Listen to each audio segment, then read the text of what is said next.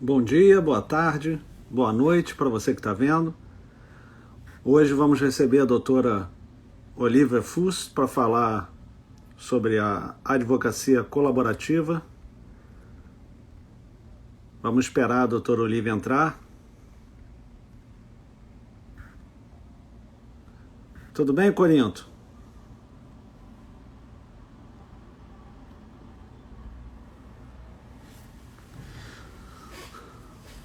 Boa noite, Júlia, tudo bem?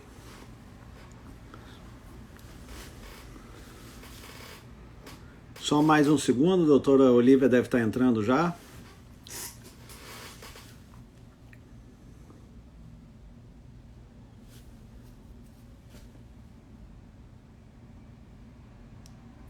Ó, a Olivia está aí.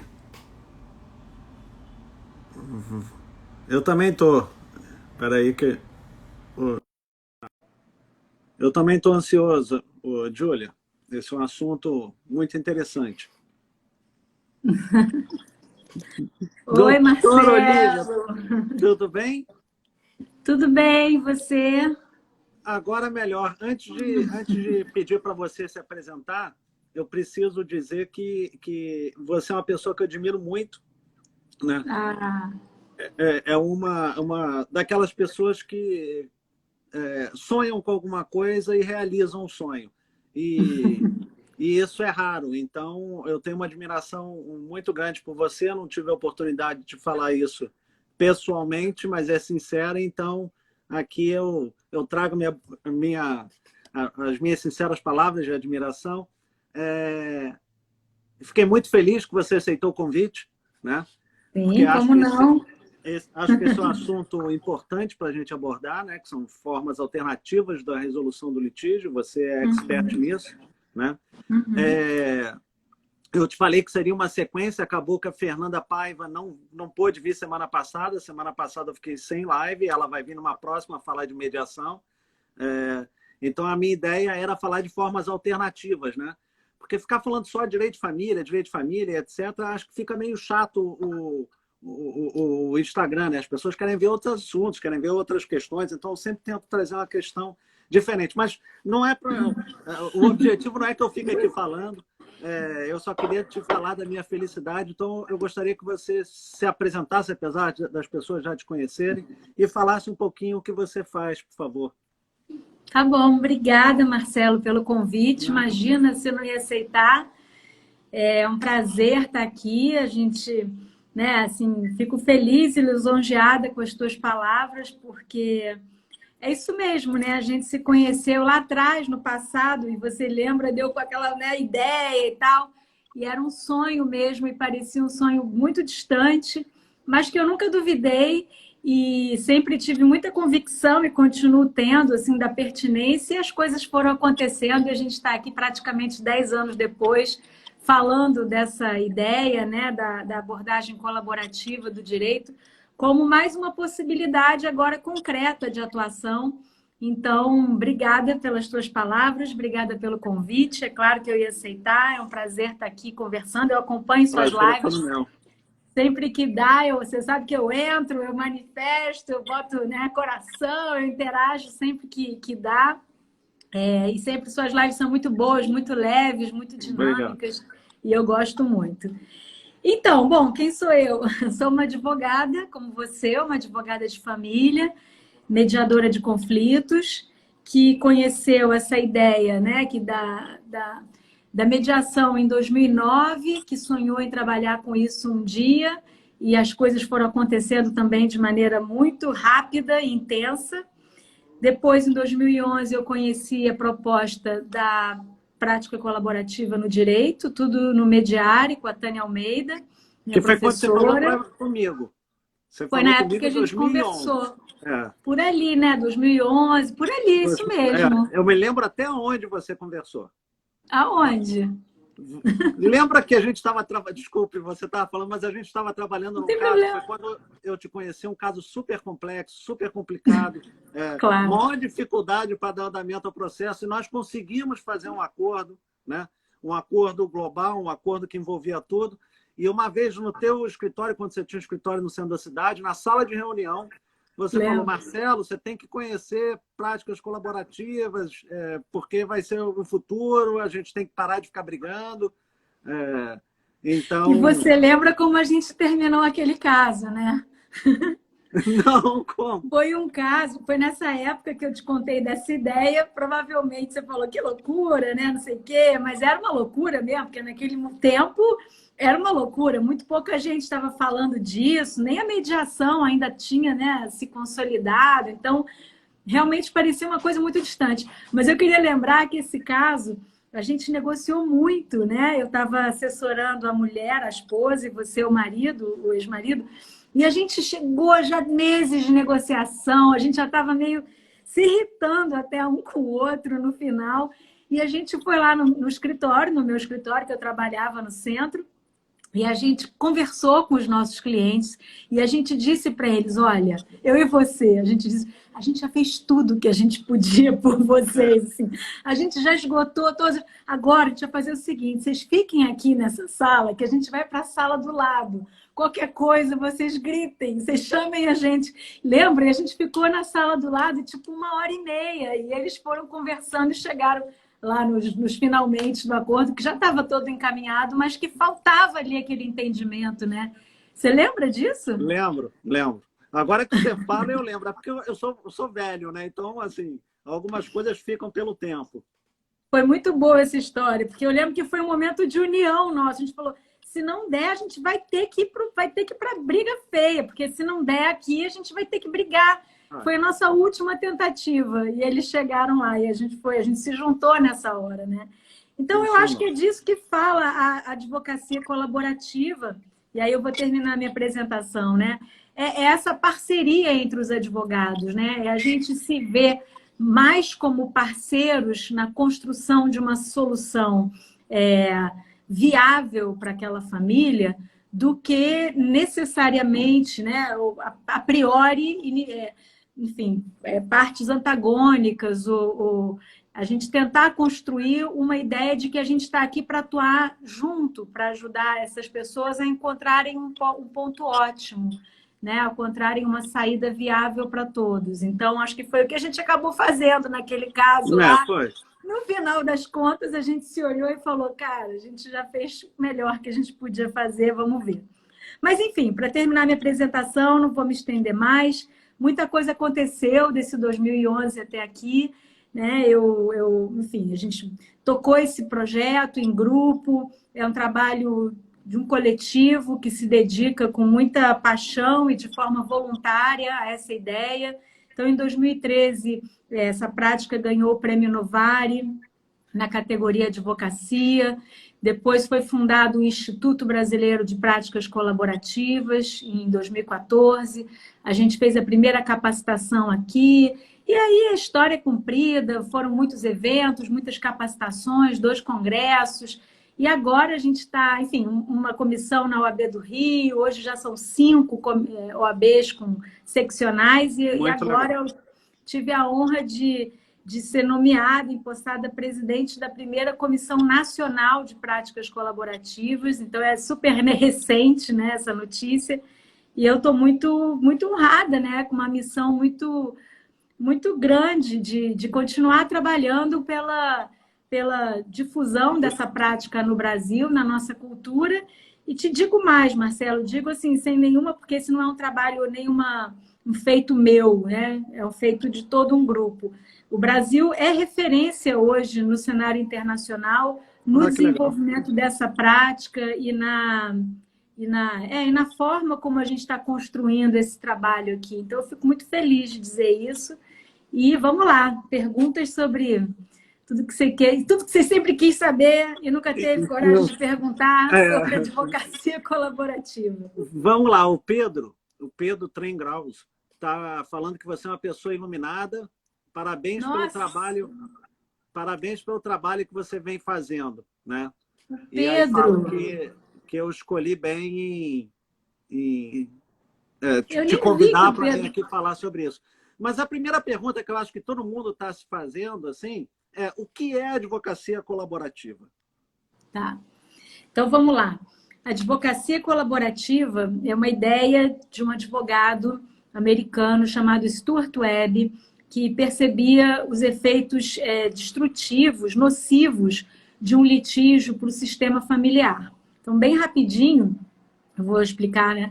Ele entendia que, mesmo ganhando as causas para os clientes nunca ficavam realmente satisfeitos, porque as perdas relacionais, as perdas, né, emocionais, enfim, elas superavam as vitórias processuais. Então, ele nunca via, mesmo ganhando tudo para o cliente, liminar, sentença, apelação, ele nunca via que o cliente estava realmente atendido. Eu me identifiquei quando eu ouvi isso. Eu me lembrei do tempo que eu trabalhava no contencioso civil, que todo mundo saía para estourar um champanhe, para brindar, e nunca isso acontecia com os meus clientes de família. Mesmo que eu estivesse vibrando internamente, porque fiz meu trabalho de advogada, ganhei e tal, cumpri meu dever, eu percebia aquele, né, que o cliente estava, enfim, em pedaços, né? E estava assim, na verdade, o que é ganhar guarda, né? O que é ganhar um processo de família? É uma pergunta que a gente precisa se fazer. E aí o Stuart Webb chegou a pensar em desistir até do direito, quando ele teve uma ideia muito simples e muito transformadora e brilhante, né? Geralmente as ideias brilhantes são simples. Ele entendeu que ele queria continuar sendo advogado, porque ele gostava muito de ser advogado, mas ele queria atender os clientes de outra forma. Então, ele decidiu que, a partir daquele momento, a história é um pouquinho mais comprida, mas eu vou encurtar para ir para as perguntas. Ele, a partir daquele momento, ele passaria a atuar com os clientes dele apenas para a fase de negociação. Ele passaria a assessorar os clientes dele na construção de acordos. Se os acordos não fossem possíveis, ele estaria fora do caso. E a isso ele deu o nome de prática colaborativa. Ô, Marcelo, está falhando um pouco? Você quer que eu tente trocar a rede? Ou não? Está indo bem? Não, está falhando não, está indo bem. Tá bom, tá. Então, ele deu esse nome. O que significa isso? Significa que, num determinado caso, vou usar o exemplo do divórcio, que é a nossa área, e é bem simples também para ilustrar. Os advogados, o casal não quer ir a litígio, quer resolver de maneira extrajudicial e conhecem essa ideia. Então, para sintetizar, os advogados eles assinam um termo de não litigância e passam a, naquele caso específico, atuar em parceria para ajudar aquele casal a construir, a redesenhar o seu sistema familiar, agora pelo divórcio, né? Como que eles querem fazer dali para frente. Então, vamos pegar o nosso exemplo aqui. Eu e você, advogados colaborativos, chega um cliente para você, fala, Marcelo, não quero briga de jeito nenhum. Aliás, uma coisa que eu comecei a ouvir isso no escritório com frequência, evitei ao máximo procurar um advogado, porque... Não, assim, advogado é sinônimo, né, de complicação, de briga, né, de fomento do conflito, não da sua resolução. Essa é uma triste realidade que a gente tem que mudar. Eu costumo dizer muito isso. Pô, Maria botou um advogado contra Pedro. Você pensa logo que vem problema. Pedro tem que se preocupar, né? Quando, na verdade, devia ser... Puxa, que bom, significa que Maria quer resolver bem, com segurança, né? Está querendo trazer um advogado, porque ela está preocupada em achar um acordo, né? Uma solução boa, enfim, segura, no mínimo, para todo mundo. Enfim, mas voltando aqui, a gente então, Marcelo, nesse caso, assina um termo de não litigância. Você assessora uma pessoa, eu assessoro a outra, né, do casal, e a gente passa a trabalhar em parceria. Ou seja, a gente vai tomar um café e vai entender quais são os pontos mais sensíveis para o seu cliente, eu vou trazer os mais para a minha cliente, e a gente vai, com esse termo, né, com esse compromisso de não litigância, começar a estabelecer as bases da nossa negociação, né? Em que bases elas vão se dar, qual vai ser o nosso cronograma, quais são questões urgentes. Enfim, a gente vai dedicar 100% do nosso tempo e do nosso conhecimento, da nossa técnica, para ajudar essas pessoas a construírem um acordo, tá? Esse é o objetivo da prática colaborativa. Se eles não, da advocacia colaborativa, se eles não alcançarem um acordo total ou parcialmente por qualquer motivo, a gente sai do caso, a gente não pode ajuizar o processo litigioso para discutir a questão. Eles vão precisar de contratar outros advogados para isso. A gente pode fazer um acordo parcial, É o que mas eu a ia gente perguntar, desculpe. Se fala. por acaso alguém descumprir esse termo, existe essa possibilidade? Qual seria a sanção? Má prática profissional, né? O Código de Ética e Não tenha Disciplina da dúvida OAB. que tem. Então, assim, se numa negociação que não seja colaborativa, algum advogado leva para os autos um documento obtido numa negociação entre advogados, alguma coisa sem autorização da outra parte, ou se leva alguma informação obtida no espaço de mediação, e tal, é má prática profissional. Então, tanto o Código de Ética e Disciplina da OAB prevê punição específica para isso, quanto o novo Código de Processo Civil também prevê isso, e tudo pode... Né? Assim, a gente vive hoje na era da consensualidade. Então, é importante estarmos atentos a isso e acionarmos esses mecanismos para coibir profissionais que não respeitem esse contrato, que é um contrato escrito e assinado por advogados, especificando exatamente quem são as partes, qual é o assunto. Então, é muita vontade de atuar assim, com má fé, na minha opinião, você descumprir. Assim, eu não tenho conhecimento, na minha prática isso nunca aconteceu. Mas é claro que essa é uma preocupação e vai depender também da reputação que o profissional tem. Por isso é muito importante que quando você fizer uma advocacia, fizer uma prática colaborativa, primeira coisa, você procure saber se o profissional é capacitado, se ele fez algum curso, se ele conhece, porque a expressão colaborativa é uma expressão muito ampla, né? Mas existe um treinamento, existe um curso, existem protocolos éticos. Então, uma coisa que o Instituto Brasileiro e o Instituto Internacional fazem é colocar um setor no site apresentando os profissionais colaborativos, onde eles vão dizer se são capacitados e se subscrevem, isso subscrevem os protocolos éticos da prática colaborativa. Se sim, você está se cercando de mais garantias de que profissional é esse, né? Se a gente está falando da mesma coisa. E sim, tem profissionais que talvez você nunca vá fazer uma prática colaborativa. Não. Tem outros que você vai. Vai também muito da reputação nossa. A gente sabe que essas coisas repercutem, por aí vai. Mas acho que os mecanismos estão aí, precisam ser acionados em qualquer tipo de má atuação, né? De má prática da advocacia e de qualquer área, enfim. Mas tem punição prevista. Agora, na comissão da OAB, existe sempre essa discussão, e essa é uma pergunta recorrente. Acho que um dos grupos de trabalho que a gente vai fazer na comissão é estudar o Código de Ética, estudar e, mais uma vez, entender se existe ou não necessidade de ter uma sanção específica para propor. Talvez. Eu, sinceramente, nunca senti. Acho que os mecanismos que aí estão já dão conta. Mas acho que é para se pensar. Não sei, porque é uma das coisas que me deixa muito impressionado. Outro dia eu entrei num processo em que entrei advogando por uma das partes e o advogado juntou o e-mail que recebeu pela advogada que me estabeleceu, com um acordo. Eu acho que isso é uma violação ética gigantesca, assim, mostra o caráter da pessoa, né? Exato. Sabe, você não pode trocar um e-mail com um advogado que você está conversando, né? Colocando os meus e-mails, tem todas aquelas observações, essa troca é confidencial. Você não pode fazer isso. Isso é má prática. Então, isso não diz respeito à prática colaborativa, advocacia de família, qualquer coisa. É má prática, é falta de conduta, é falta de ética, entendeu? Você está num ambiente de confiança profissional trocando uma informação, isso tem que ser respeitado. Se a gente né? Mas acontece toda hora. Então, o que a gente... acho que para concluir, para explicar o que é prática colaborativa, então essa ideia do STUEB, que define, então, a prática colaborativa, a advocacia, como uma advocacia voltada para a construção de consenso. Os advogados passam a atuar em parceria para construir acordo.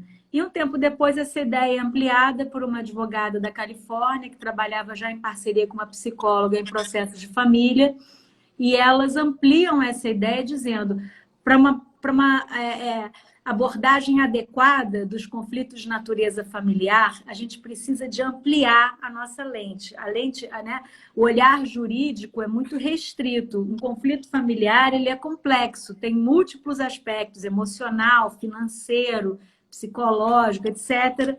Então, a gente precisa agregar outros conhecimentos, outras disciplinas, em algumas situações mais, né? Em outras não necessárias. Eu não estou conseguindo ler as perguntas. Você está lendo aí, né? Eu vou te fazer daqui a pouco. Eu tô esperando, parei tá bom. uma aqui. Tá.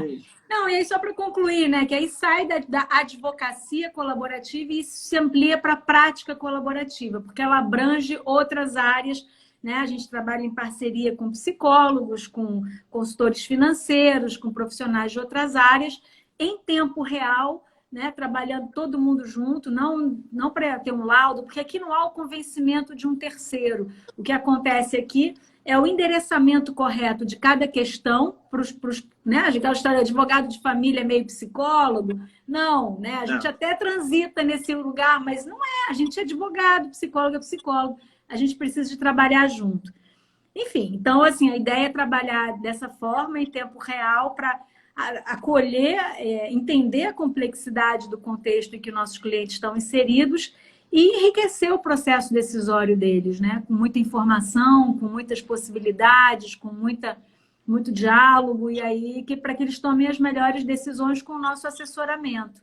É por aí a ideia. Você sabe que tem um tempo já, né, que eu recomendo sempre para os clientes que procurem uma terapia se eles não estejam fazendo, né? Eu digo que o divórcio é como se você estivesse entrando dentro de uma floresta cheia de espinho, né? Todo mundo passa pelo mesmo problema. Você vai sair do outro lado? Vai. Vai sair machucado? Vai. Né? Mas se você tem uma roupa um pouco mais forte, né, você vai se machucar menos. Se você bota uma carapaça, uma proteção, você se machuca menos. E a terapia funciona exatamente como isso, né? Ela ajuda as pessoas a se desligarem da emoção por trás das frustrações com aquele casamento que se dissolveu e focarem no problema e no bem-estar das famílias que surgem a partir daí, né? Eu vou te mostrar um negócio que você não conhece, que você não acredita que eu tenho. Ah, meu Deus! Olha. Ah, que legal! Nossa! Uma Bíblia. Amo, amo. E tem uma coisa aqui que eu garanto que você não sabe o que é. Está autografado. Não, tá autografado, ó. Gente, peraí. Não consegui. Que máximo! Marcelo, você me surpreendeu agora. E tem uma coisa aqui que você não sabe o que é. Ai, meu Deus, estou nervosa. Que é isso aqui. Você não faz ideia. Como você é nova, você não faz ideia do que é isso. Ah, até parece. Disquete. Eu tenho esse, só que o meu já era um CD. Você tem a primeira edição, é isso? É. Eu tenho o azul, que é acho que é a segunda edição, e comprei a terceira edição, que já não vem com nada. Mas eu tenho um azul que vinha com CD. Mas te surpreendi agora, Marcelo. Pô, você conhece, então, a prática colaborativa muito antes de todo mundo. Olívia, no congresso do IBDFAN que vocês apresentaram trabalho em 2013, se não me falha a memória, em Araxá. Eu não estava. Foi a Flávia Oberg, a Fernanda Paiva, isso. A Inês Guilhom. Eu apresentei também o meu trabalho sobre poliafeto, né? Porque eu comecei a falar disso lá atrás, depois muita gente copiou, porque como você, ao contrário de vocês, eu não levei a bandeira adiante, né? Eu fui falando, e as pessoas captam a ideia e levam para elas, né? Mas isso não vem ao caso. Eu voltei no avião, que eu tinha uma festa, a primeira comunhão do meu filho, a gente apresentou o trabalho no sábado de manhã, eu voltei no avião com... Caraca, eu acabei de lembrar o nome dela, com a Tânia.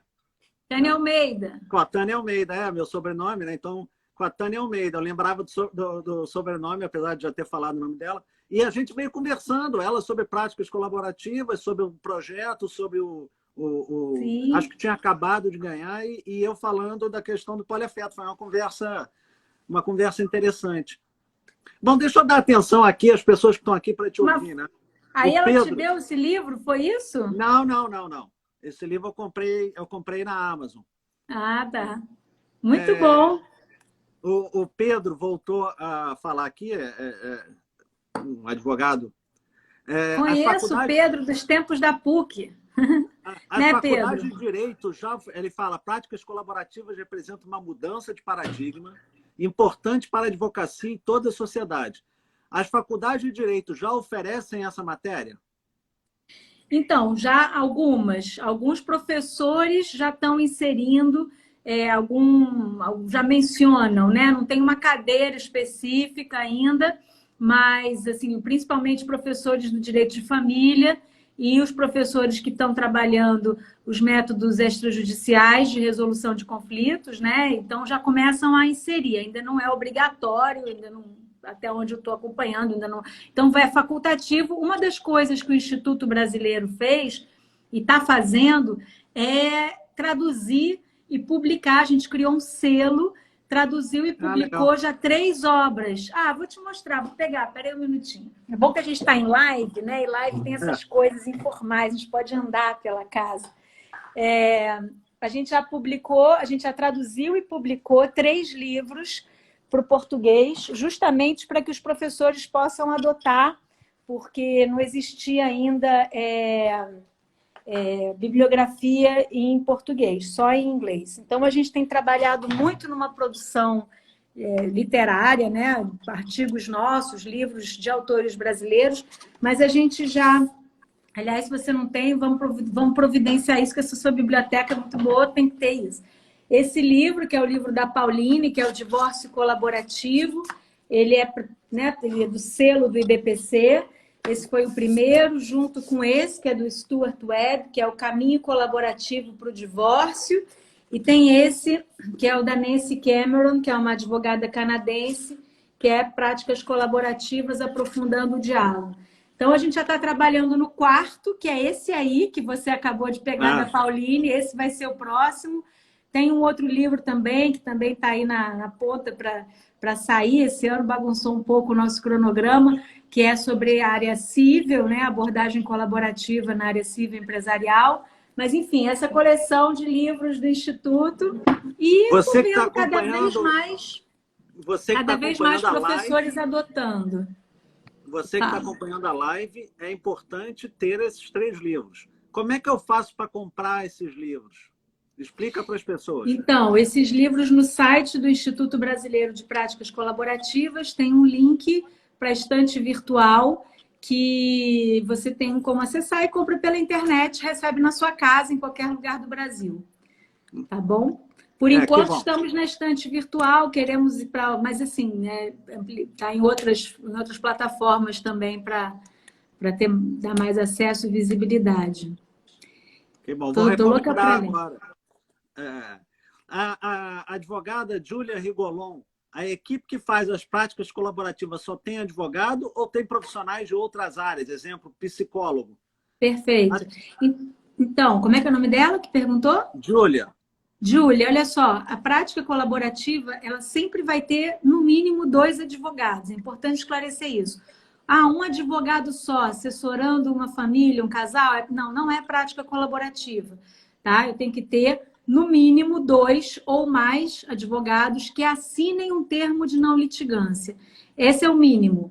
Eu posso trazer outros profissionais para a equipe de acordo com a necessidade do cliente. É um processo que é customizado conforme a necessidade. Então, se os clientes estão divergindo muito sobre cuidados com os filhos, rotina, eu posso trazer um psicólogo, um especialista em criança e adolescente, ou tem muitas mágoas e eu não estou conseguindo ajudar as pessoas, como você falou, Marcelo, na coisa, né, de você ir para uma floresta de espinho, a separar as questões emocionais das questões objetivas, né? Poder ter esse discernimento e não deixar, enfim, que uma atrapalhe a outra, né? A gente acabar perdendo a razão muitas vezes e tomando decisões. O desafio aqui é tomar boas decisões em tempos muito difíceis, né? Então, posso trazer um profissional de saúde para amparar emocionalmente. Ele funciona como uma espécie de coach, né? Ali ajudando, não é para fazer terapia individual, não é para dar um suporte emocional para o processo de divórcio, que é um processo cheio de altos e baixos, que é um processo muito difícil. Se o casal tem dívidas, tem dependência econômica, tem questões financeiras complexas, ou simplesmente para ajudar ou para arejar essa negociação, posso trazer o especialista em finanças para poder trabalhar cenários, ajudar a equilibrar, nivelar conhecimento. Tem uma série de funções. Então, sim, respondendo a Júlia, além dos advogados, é possível incluir outros profissionais, mas esse desenho é como um design de sistema, né? Ele é feito individualmente, para cada caso. Cada família tem a sua necessidade. Uma família nunca é igual à outra. E a gente precisa estar atento para desenhar essa equipe conforme o desafio e a necessidade de cada família. Tá? Entendi. Mas sempre advogados. Dois Bom, psicólogos, por exemplo, ajudando um casal a conversar, não é prática colaborativa. Prática colaborativa no direito se define pela presença de 2 ou mais advogados. tá. Então, os 2 advogados, participação obrigatória, e os outros profissionais, dependendo do caso em concreto que se apresente. Exato. Tainá, adorei a explicação. Eu também. Acho que na área de família é super necessário. Vejo que na maioria dos processos as pessoas brigam mais por sentimentos do que o próprio objeto do processo. Essa é uma visão comum, né? Mas acontece, né, Marcelo? Eu acho que isso é uma verdade. Eu acho que muita gente, às vezes, chega no escritório, né, da gente, não sei a tua visão disso, podíamos trocar essa ideia, com muita mágoa, com raiva, sem conseguir raciocinar direito, com umas emoções muito confusas, porque é próprio desse momento, né? E quando a gente vai entendendo as questões, a gente consegue ver com clareza o que o direito, o que o tribunal pode trazer como resposta para aquelas dores e o que não pode. Então, é nossa responsabilidade também ir trabalhando isso e judicializar cada vez menos questões do emocional, né? Ressentimento, mágoa, isso não encontra mais repercussão no processo judicial. Enfim. Lívia, eu trabalho com direito de família, ou das famílias, como queiram, desde 1991, vai fazer 30 anos. Né? Você é bem mais velho do que eu mesmo, hein, Marcelo? Eu falei. Eu falei. Não podia perder a brincadeira. Não, de jeito nenhum. Então, hoje, eu só faço o que efetivamente o cliente me convence. Então, Sim, às vezes, claro. entra um cliente querendo que você entre com uma revisional. Aí você começa a pressionar, fazer pergunta, etc. E ele se sente ofendido, né? Ou uma mãe que fala que não quer que o pai tenha mais contato com o filho. Nunca mais, não quero mais que ele veja. Eu não faço mais esse... Confesso que já fiz, todos nós. Era outro tempo também. Mas eu não faço mais o que eu não sou convencido. Sim. Olívia, a gente tem uma presença ilustre. Doutora Isabela Figueira está aqui mandando flores, dizendo que é muito bacana a sua explanação.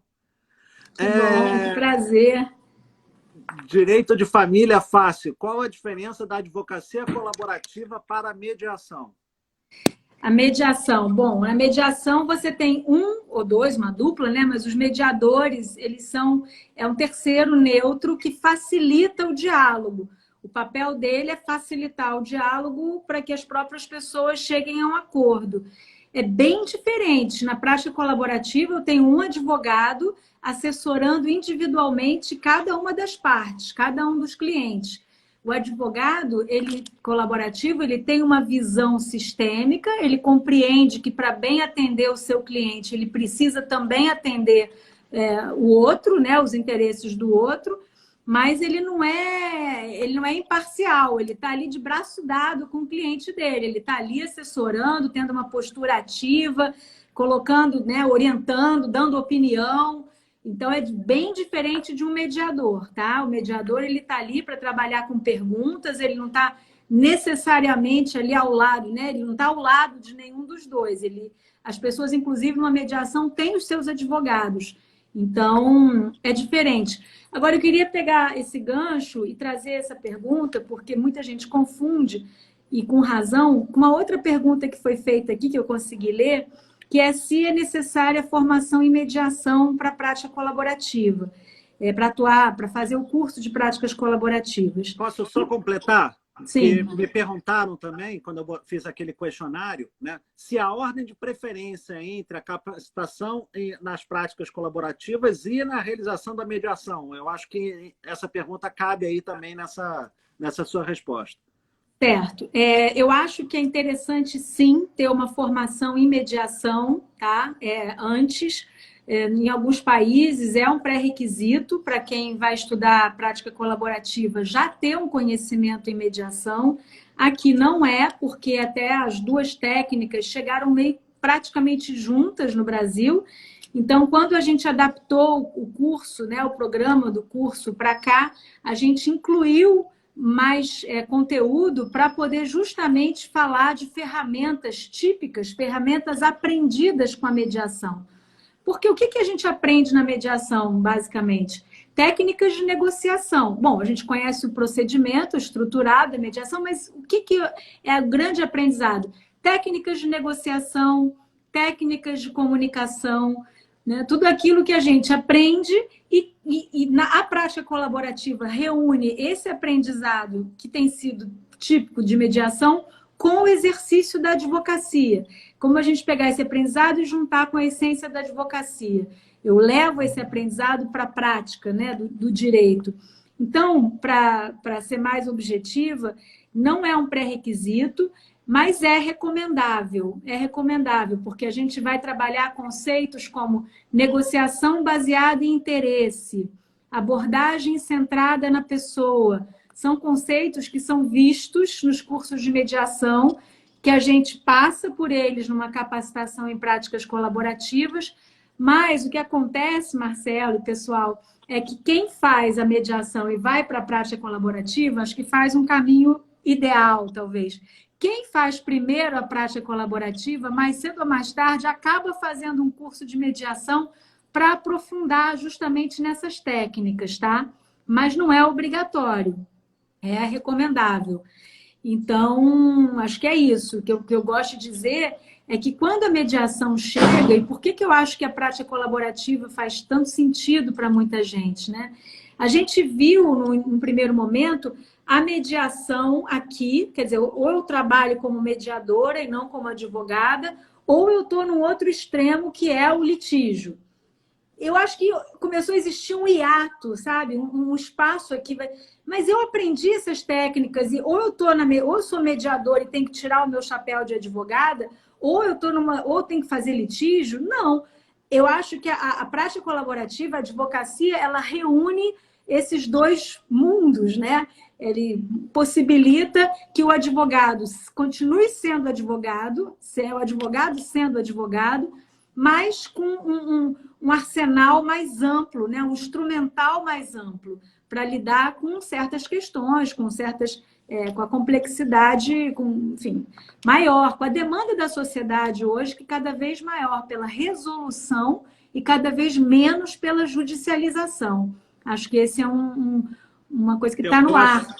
Um assunto que você falou que é muito interessante é a questão da participação dos profissionais de uma forma mais sensível, né? Um livro que eu li que mudou completamente minha abordagem de vida, né? Foi Comunicação Não Violenta, né? Foi como que as palavras, né, ou a má interpretação de uma palavra, ou até uma palavra mal colocada, como isso muda completamente as relações interpessoais. Eu acho que a gente tem que tomar muito cuidado com isso, né?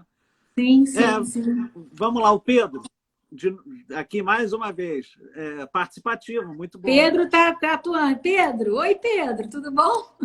Além do direito de família, que outras áreas já vêm aproveitando a advocacia colaborativa? Então, ela tem pertinência em muitas outras áreas, assim como a mediação, a gente consegue visualizar muito concreta a pertinência na área de família, porque é ali o fronte que estão as relações continuadas. Então, logo que começou a mediação, todo mundo viu como ela era pertinente para as relações familiares, para os conflitos de natureza familiar. Hoje a gente já vê a mediação se expandindo para outras áreas. E hoje a gente vê isso com muita naturalidade, né? O ambiente corporativo tem se utilizado muito, né?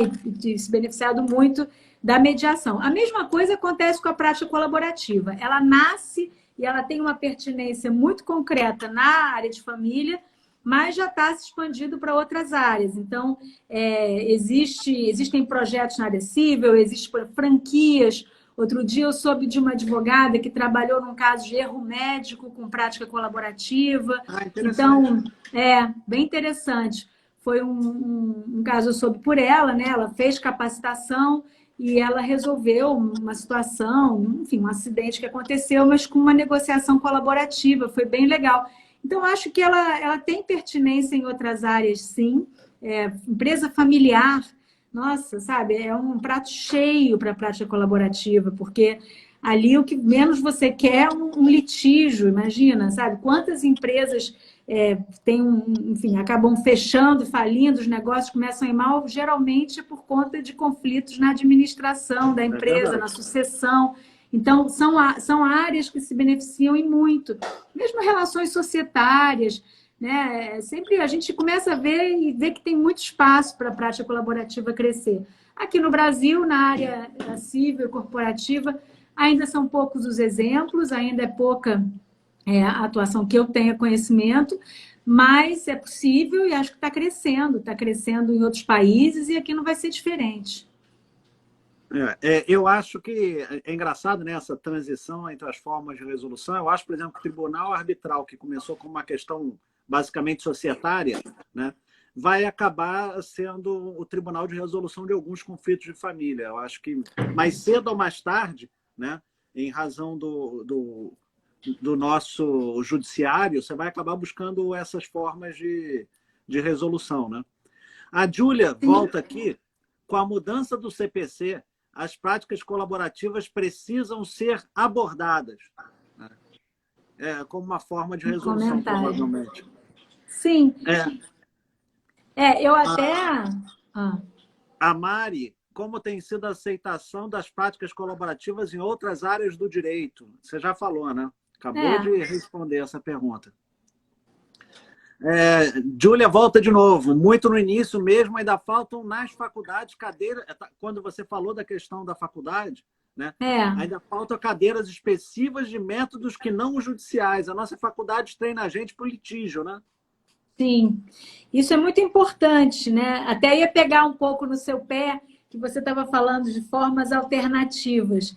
Eu já não falo mais em alternativas, né? Assim, porque quando a gente pensa em alternativa, tudo bem, pode estar falando de opções, mas parece que a gente tem um caminho principal e rotas alternativas.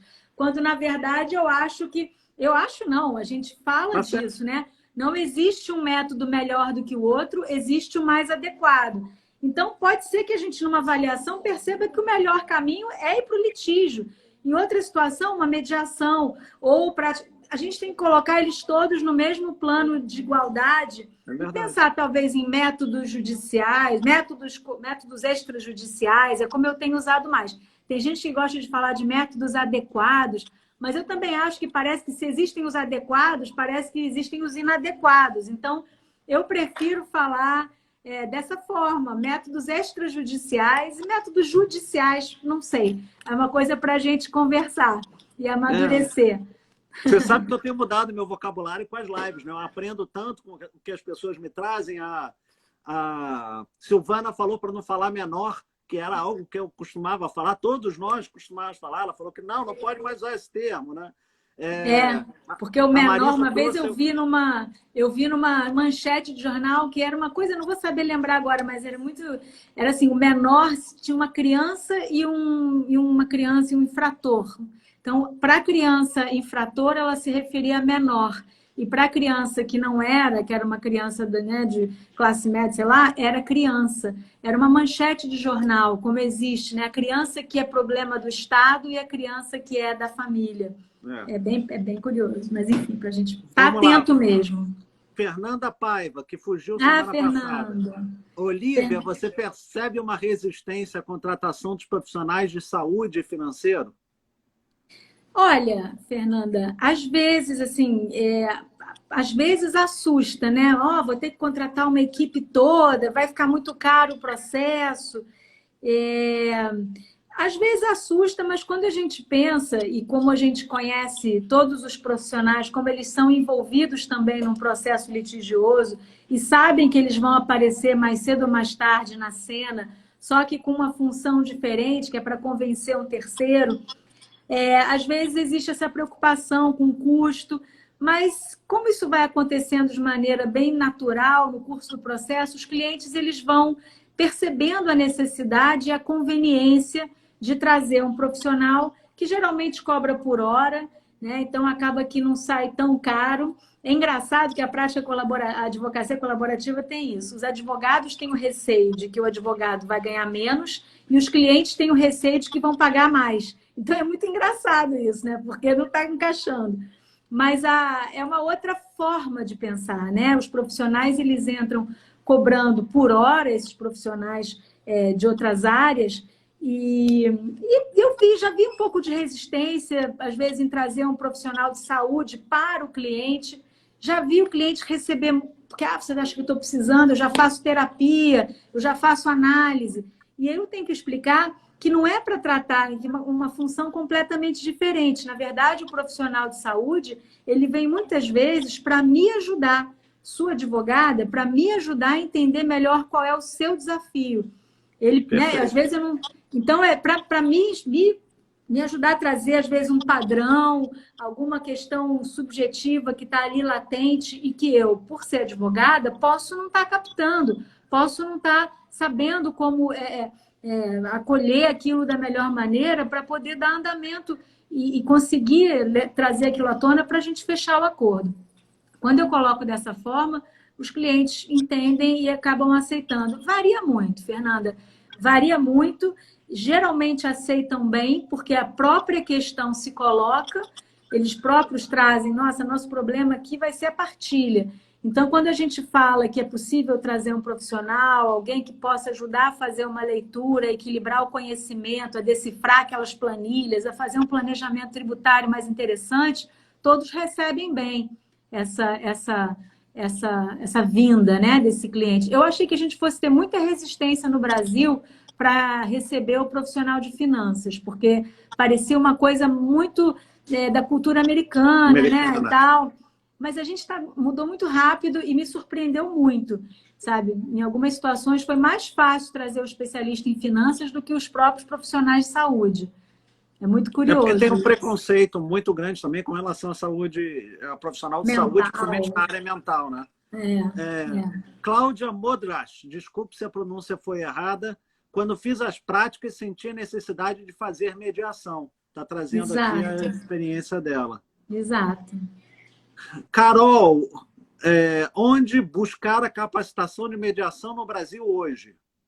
Então, vou falar no Instituto Brasileiro de Práticas Colaborativas, www.praticascolaborativas.com.br, posso anotar aqui.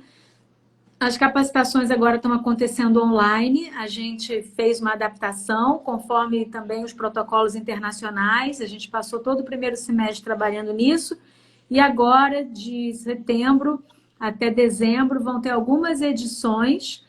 Então, fiquem atentos, entrem no site, porque como a capacitação é online, as vagas são muito limitadas. A gente só pode ter 25 pessoas na sala. Nas capacitações presenciais, está aberto, tem inscrições abertas. Algumas turmas já lotaram, mas a gente está abrindo, à medida que as turmas vão enchendo, a gente vai abrindo mais uma equipe, né? São várias equipes docentes, então... fiquem atentos e entrem no site e no Instagram. Aqui no Instagram também tem @práticas colaborativas, é o perfil do Instituto. Lá tem todas as informações. E eu queria aproveitar, nossa, a hora passa muito rápido. Passa muito rápido, quando é bom, passa rápido. E fazer também uma outra divulgação. Todos os anos acontece um encontro, geralmente nos Estados Unidos ou no Canadá, de toda a comunidade de profissionais colaborativos do mundo. É o Fórum Internacional de Práticas Colaborativas, é muito legal. A gente vai para, enfim, ver palestras, são muitos workshops, e a gente tem contato com todas essas pessoas, esses autores, todos estão lá. É riquíssimo, tem advogados do mundo inteiro, da Europa, da Ásia, da Austrália, enfim, África do Sul. É muito interessante, eu aprendi muito. A primeira vez que eu fui foi em 2012, e eu procurei todos os anos. E esse ano, por conta da pandemia, o congresso vai ser online. Triste, porque a gente gosta muito do encontro, é sempre muito rico, mas bom, por outro lado, porque vai possibilitar que muitas pessoas possam participar sem ter que viajar. E a gente fez uma parceria, o Instituto Brasileiro de Práticas Colaborativas, que a gente chama de IBPC, a gente fez uma parceria com a Academia Internacional e a gente vai fazer uma tradução simultânea. A gente contratou uma equipe para fazer tradução simultânea para o português. Então, eu vou divulgar na minha página, passo para o Marcelo também. Muito Marcelo, interessante. porque vão ser e também essas palestras vão ficar guardadas por um ano, as pessoas podem assistir ao longo de um ano, e algumas, não todas, por conta do horário, dos fusos, né? Porque um evento para o mundo inteiro é um baita desafio. Claro. Vão ter tradução simultânea para o português. Então, não deixem de se informar, participem do fórum, é uma oportunidade muito rica e que, para mim, foi fundamental para eu poder, enfim, me nutrir, aprender e trocar experiência com gente do mundo todo. Olivia, tem um comentário aqui falando que chegaremos, de fato, algum dia com mediação em prática colaborativa no direito penal. É o meu sonho. E aí eu queria trazer aqui, já que está falando do uso no direito penal, eu queria trazer aqui um incidente que aconteceu. Uma aluna do nosso curso, que a gente dá aula junto no curso de especialização em Direito das Famílias, a Olivia sobre advocacia colaborativa e eu sobre o poliafeto, né, as novas formas, e uma aluna chegou para mim e falou: professor, eu estou pensando em fazer meu TCC sobre alienação parental e práticas colaborativas. E aí eu respondi para ela exatamente o seguinte, provavelmente eu respondi errado, né, porque ela não gostou da resposta. Eu falei, e aí eu queria que você me explicasse para corrigir o meu erro, que práticas colaborativas não combinam com quem pratica alienação parental de forma consciente, porque essa pessoa vai querer um litígio. E para a prática colaborativa, a pessoa tem que querer o não litígio, né? E eu respondi errado, Olivia, desculpe. Eu não sei nem se você entendeu a pergunta, assim. Tá, você disse que a pessoa que está vivendo, que está sofrendo o genitor alienado, não vai querer uma prática colaborativa? O alienante. O alienante, né? Não vai querer porque ele está... De forma consciente, porque às vezes a alienação é inconsciente, né? Mas às vezes é consciente. Quando ele faz consciente, que eu acho que não vai querer fazer prática colaborativa. É muito difícil essa medida, né? Eu entendo o que você diz da consciência. Bom, se a pessoa está de má fé, de novo, se ela está ali praticando um crime, se ela está ocultando patrimônio, se ela está alienando... Não é para todo caso, Marcelo. Assim, não existe um método que seja a salvação de tudo. Então, realmente, você tem razão. Se uma pessoa está ali alienando, ela não vai ter interesse em conversar, assim, intencionalmente, se é uma situação que eu acho que é exceção, porque mesmo as pessoas, casos graves de alienação, pelo menos os que eu tive contato, né, ao longo da minha vida profissional, são pessoas que estão fazendo praticando atos de alienação parental, mas por mais que tenham algum grau de consciência, intimamente elas acreditam que estão fazendo aquilo para o bem do seu filho. Né? Eu vejo muito sofrimento também, é uma coisa, é uma crença, é um terror psicológico que aquela pessoa vive e, para mim, tem mais a ver com adoecimento até do que ter essa clareza de que é realmente uma coisa intencional. Se for, realmente não cabe prática colaborativa. Mas eu sempre me pergunto qual é a eficácia das sentenças judiciais, né? Às vezes, em algumas situações, num caso de alienação parental. Eu tive um caso de alienação com a Samanta há muitos anos, quando éramos sócios de escritório, que era isso, a gente ganhou tudo para o cliente, mas ele estava 3 anos sem ver o filho e ele tinha uma sentença que dava a ele guarda compartilhada, todo o direito de estar com o menino, mas ele entrava por uma porta e o menino saía pela outra. O que você vai fazer com um menino de 13 anos? Busca e apreensão? Então, assim, eu tinha uma sentença, eu consegui para o meu cliente o que ele queria e o que a justiça podia entregar, e ele não conseguiu recuperar esse filho. Quer dizer, recuperou muito tempo depois, mas por outros canais, entendeu? Por outros métodos. Então, é importante, a prática colaborativa tem muita pertinência. Caroline Tufani escreveu um livro sobre isso, a tese dela de mestrado. Ela se identificou aqui, foi ela. Ah, claro, foi ela? Fui eu que perguntei, tá aqui. Ah, que bom, viu, Carol? Né? Então, assim, cabe, é pertinente, inclusive é o caminho que eu acredito para lidar com essas situações, porque elas não são só jurídicas, muito ao contrário, né? Então, trabalhando em equipe multidisciplinar, ajudando a dar esse encaminhamento adequado para as questões. Espera aí só um pouquinho, Marcelo, deixa eu fechar aqui. Estava um barulho aqui, eu fui fechar. A gente consegue dar esse acolhimento para toda a família e, enfim, evitar medidas mais drásticas, né? E que às vezes não têm eficácia. Enfim, vou procurar a dissertação vamos precisar dela de uma outra live. Chama a Carol para fazer a live com você. É um prazer. Se ela aceitar, já tá convidada. Eu vou procurar a dissertação dela para ler, né? Para ver qual foi a solução. Ela foi fazer mestrado lá na St. Thomas, em Minneapolis, conheceu o Stu Webb, conheceu todo mundo. Ela legal. vai poder, muito legal mesmo. A Paty Ferrão está perguntando qual a data do fórum. Olívia, antes de você responder, eu queria dizer duas coisas, porque aí depois eu te dou a palavra e você fala nos 5 minutos que faltam. Né? Tá. A primeira coisa, eu queria te agradecer muito a sua participação e presença. Eu fiquei muito feliz. Eu acho que a gente tem que conversar e apresentar mais soluções para esse mundo jurídico que a gente vive. Não são soluções alternativas, são soluções. Aprendi isso hoje. Soluções. A live vai estar aqui no meu IGTV. Eu sempre esqueço isso, eu sou meio atolado para esses meios digitais. E eu abri um canal no YouTube e vou botar ela lá também, se você autorizar. Né? Com certeza. Aí fica lá no meu nome. Então, agora, qual a data do fórum? E você a data do fórum falar... vai ser na segunda quinzena de outubro. Se não me engano, dia 19. Vão ser 2 semanas. Normalmente, o fórum acontece em 4 dias, quando a gente viaja. Esse ano ia ser em Toronto. Mas então, como para não ficar muito pesado, né? Eles dividiram em 10 dias. Então, vão ser nas 2 últimas semanas de outubro. Tá? Vamos divulgar, vou passar essa divulgação aqui na minha página, passo para o Marcelo, e também na página do Instituto de Práticas. As inscrições estão abertas e realmente vale muito a pena. É uma oportunidade única, rara, de ter esse contato. Para mim, é como recarregar as baterias, Marcelo. Eu todo ano vou lá e encontro, assim, parece que eu encontro a minha família e volto sempre cheia de energia, de inspiração, de aprendizado, de ideias novas. Então, eu recomendo a todos que façam, que participem e que ampliem, porque a gente aprende muito com a experiência internacional. Essa troca é muito necessária. E, bom, estamos chegando no finalmente, né? Você deixou esses minutos finais. Muito obrigada, quero te agradecer muito pelo convite, por a gente estar se reencontrando, né, aqui por esse canal e nesse momento das nossas vidas. Bom saber de você.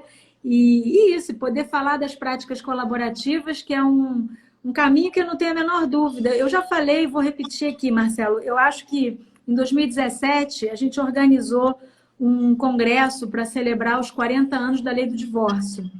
E aí foi um evento também com presenças internacionais, a Pauline veio, o Stu veio. Tá. E aí a gente, na época eu falei, né, como a gente pensa que há 40 anos atrás, hoje 43 anos atrás, não era possível se divorciar no Brasil. E a gente acha isso tão longe, tão estranho, né? Nossa, imagina, não pode se divorciar e hoje a gente está aí. Eu acho que daqui a 40 anos as pessoas vão virar e vão falar assim, nossa, há 40 anos atrás as pessoas ainda litigavam para se divorciar, que coisa estranha, que absurdo, porque é muito contrário ao rumo que a sociedade está tomando, as liberdades, as conquistas que a gente tem, né? Enfim, divórcio direto e tantas outras, que aí tem que ter outra live. Mas eu queria terminar com isso e dizendo 2 frases, uma que eu gosto muito e falo sempre, que é especiais para esse momento que a gente está vivendo, que é que as nossas escolhas reflitam sempre as nossas melhores esperanças e não os nossos piores medos. Então, que a gente possa fazer boas escolhas para o futuro que a gente quer, na sociedade, na vida. E eu ouvi hoje uma frase de uma moça chamada Rose Cipriano, que diz: tempo de trabalhar e guardar o pessimismo para tempos melhores. Então, vamos trabalhar, deixa o pessimismo para depois, vamos em frente. Não é isso? Olívia, agradeço a você, agradeço a quem esteve aqui com a gente. Isso me lembra uma frase de Sêneca que dizia que quando você não sabe destino, nenhum vento é bom, né? E você é uma pessoa que sabe exatamente onde você quer chegar. Então, eu acho que isso é algo que a gente tem que enaltecer. Obrigado a você mais uma vez. Obrigada. Obrigado a todos que estiveram aqui. Tenham todos uma boa noite. Obrigado, Olívia. Obrigada, Marcelo. Bom te ver. Um beijão. Tchau, Tchau, tchau. pessoal. Fiquem bem.